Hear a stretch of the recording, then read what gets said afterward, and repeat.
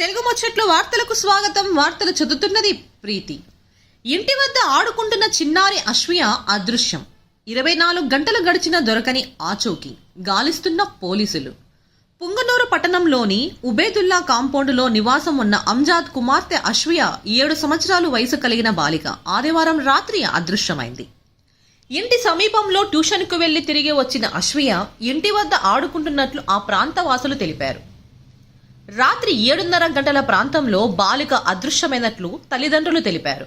చిన్నారి బాలిక ఆచూకీ కోసం ఆ ప్రాంతంలో కుటుంబ సభ్యులు గాలించారు.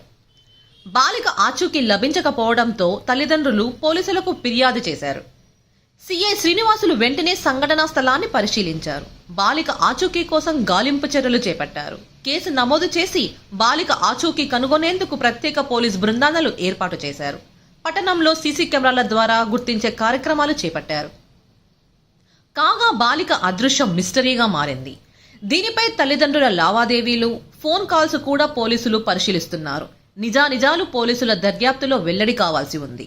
ఎన్నడూ లేని విధంగా పట్టణంలో బాలిక అదృశ్యం కావడం పట్టణ వాసులను భయాందోళనకు గురి చేస్తోంది.